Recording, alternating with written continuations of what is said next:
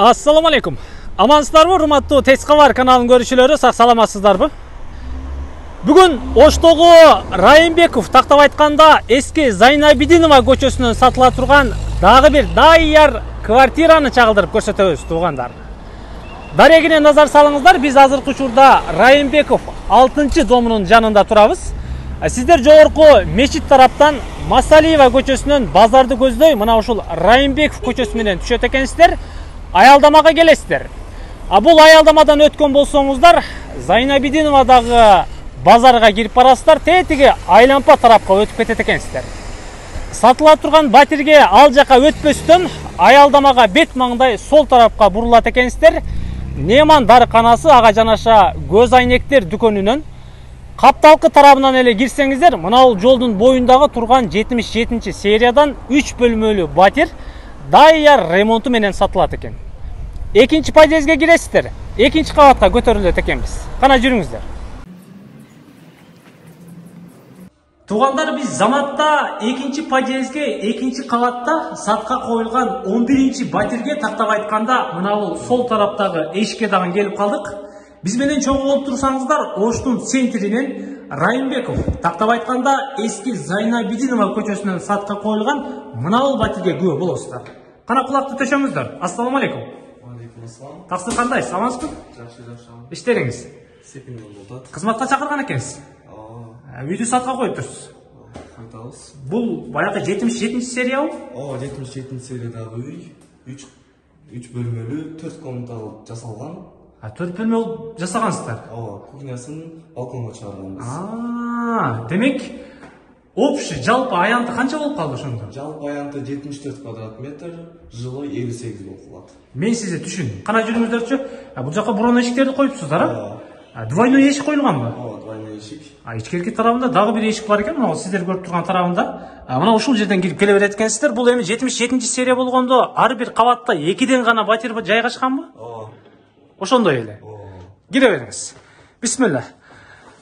Бул жериңиз прихожка болуп калдыбы дейм? Прихожка. Эшик эле көп го бул жерде. Кайсы жагынан баштайлы эми, айтыңыз. Оң жагыңыздан баштай берейинби, мына бир тарабынан?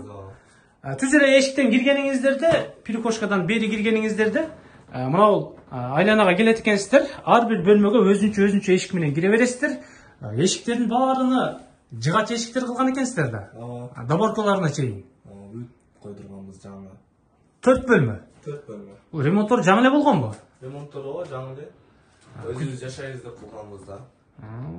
Күзгүлөргө чейин, точкаларга чейин, мына мындай жада калса интернет точкаларына чейин баары коюлуп тур.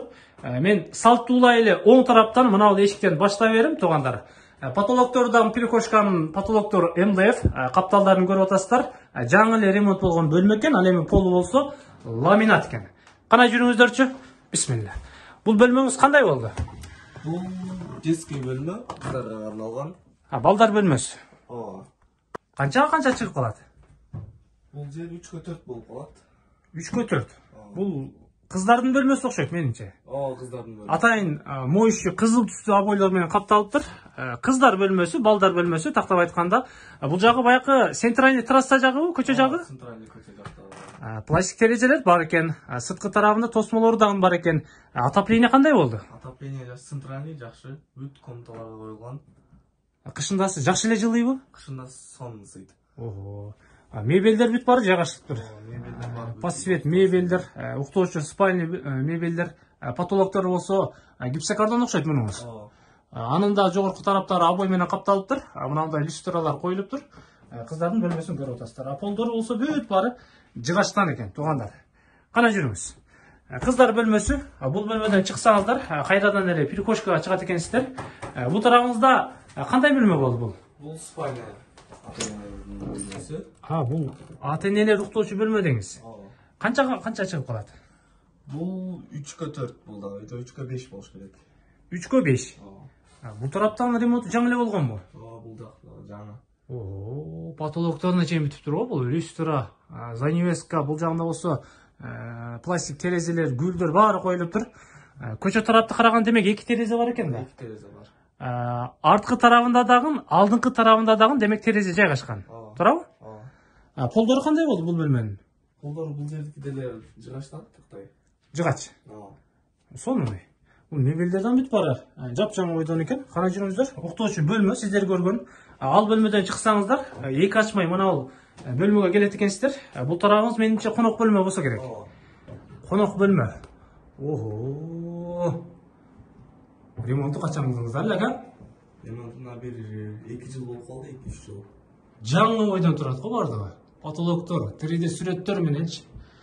Бул конок бөлмөнүн узун турасы канчага канча? Бул жактыкты 3x6. 3x6. Обойлордон атайын тандаган экенсиздер да? Мощи мынандай обойлор тандалыптыр. Тетигинде кылып четтерине тумба катары чыгарыптыр. Потолокторун болсо эки четтерин мынандай орнаменттер түшкөрүп, анын ичине дагы кичи лампаларды коюп, ортоңку тараптарына болсо керме шыптар, 3D мынандай узорлор менен люстралар баары жайгашылыптыр, кыскасы. Бул тарабында болсо дагы бир терезе бар экен, конок бөлмөдө. Телевизор бар экен, кондиционерден барбы? Ооба, кондиционер да койгонбуз. Бир бөлмөдө демек кондиционер жайгашкан. Интернет барбы? Интернет жок азыр. Бирок биздин подъездде интернет уланган да, сразу улабыз. Уласа болот. Конок бөлмөнү көрүп атасыздарбы? Ремонтунчу туугандар. Караңыздар. Бүт баары жайгашылыптыр. Кондиционер, люстра, телевизор баары бар экен. Арткы тарабында болсо, конок бөлмөнүн жогорку тарабында дагы бир терезе бар экен. Ал жакка дагы чыгабыз. Полдору кандай болду бул бөлмөнүн? Бул жактыктай барды. Жыгач элеби? Жыгач эле ооба. Отопление бул жакка кененирээкинен киргизипсиздер, а? Ооба, чоңуна киргизебиз. Жакшы. Центральный баары. Баары центральный отопление. Жүрүңүз. Бул бөлмөдөн чыксаңыздар, дагы бир сол тараптагы бөлмөгө келет экенсиздер. Бунуңуз кандай болду? Бул эски кухня, кухняны балконго чыгарганбыз. Бул детский комната кылып койгонбуз. бул эми балдардын бөлмөсү болуп калат экен да ошондо. Балдардын бөлмөсү. Узун турасы кандай болуп калды? Узун турасы 2x4. 2x4. Бул жерге дагы отопление чыгарылыптыр. Балдар уктоочу бөлмө. Обойлордон атайын подсвет мынандай мебелдерге ылайыкташтырып тандалыптыр. Бул жагына болсо баягы атайын гардероб жасап коюпсуздар. Буюм тайым кийин кечелерди. Кирип чыга турган столиктер бар да. Муну бери тартсак стол болуп калат. Стол болуп калат. Сабак аткарганга. Сонун экен дей. Жогорку тараптарына болсо көрүп атасыздар, кладовкаларды буюм тайымыңыздарды койгонго месталар бар экен. Балдар уктоочу бөлмө, узун турасында уктуңуздар. Потолоктору болсо баары пластик жабдыктары, четтеринде мынандай узур плинтустарына чейин баары коюлуптур. Бул бөлмөдөн ары өткөн болсоңуздар, кухняга чыгат экенсиздер, кыскасы. Кана жүрүңүзчү. Кухняны балконго чыгарган экенсиздер да. Кенен го бул жагыңыз. Канчага чыгып калат? Бул жер 3x6. 3x6. БТВ техникалар баары коюлуптур, мебелдер коюлуптур. Бул жакта балкон тарапты утепление кылгансыздарбы? Ооба. Ичкерки тараптарына баары стекловаталар салынган. Болду. Бул жагында болсо газ түтүктөрү, сиздер көрүп турган раковина, фартуктардан кафелдениптир, чакан мебель жайгаштырылыптыр. Газдын жогорку тарабына болсо вытяжкалар дагы мындай коюлуптур. Мынакей. Кааласаңыздар микроволновка, кааласаңыздар аркы берки дегендей. Бул жерде 6-7 адам кеңири отуруп чай ичкиде экен да. 8 адам беймарал отурат. Батасыздар. Батат. Кенен пластик терезе экен бул тарабыңыз. Бул эми домдон алдыңкы күнгөй тарабы болдубу? Терезелер ачылат экен баары. Могул жерге парковка кеңири элеби? Ооба, кеңири эле. Унааларды токтотконго, кирип чыкканга. Эми бул баягы ортончу подъезд, 2-нчи кабат, самый ходовой жерде экен да үйүңүз. Бул акып келишиңиз эмне болду? Бул жак кладовка. Дагы бөлмө барбы? Ооба. Бул жак буюм тайым коюучу бөлмө экен да эми.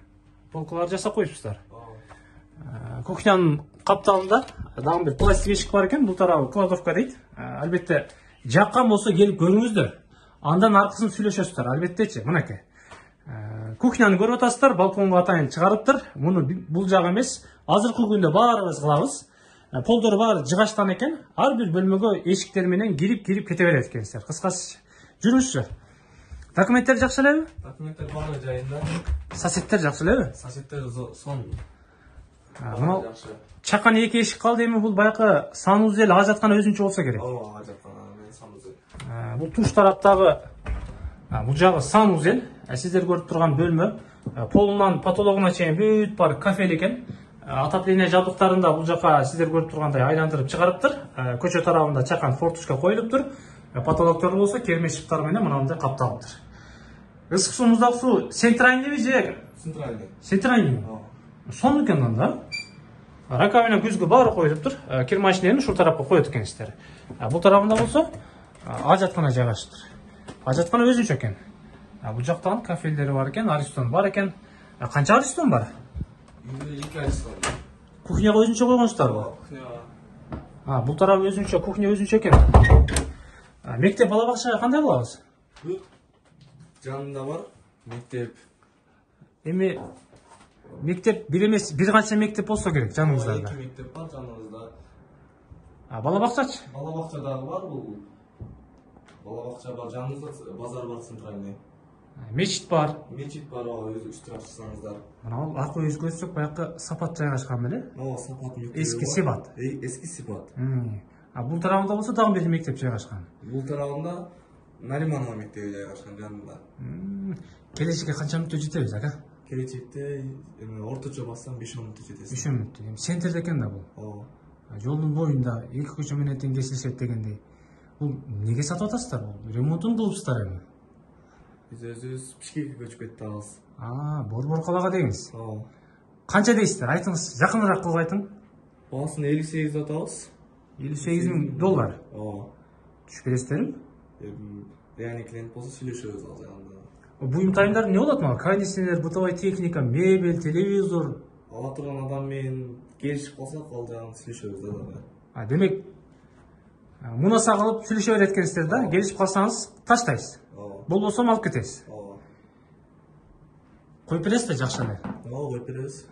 Мен жыйынтыктаймын анда, туугандар.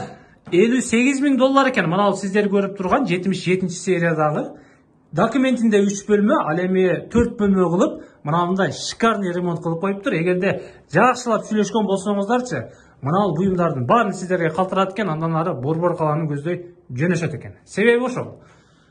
Жаккан болсо экранга номерди камтыдык, чалып сүйлөшүңүздөр. Базардын эле жанына келет экенсиздер. Зайнабидинова азыркы Райымбекова 6-га. Соодаңыздарды берсин, аман болуңуздар.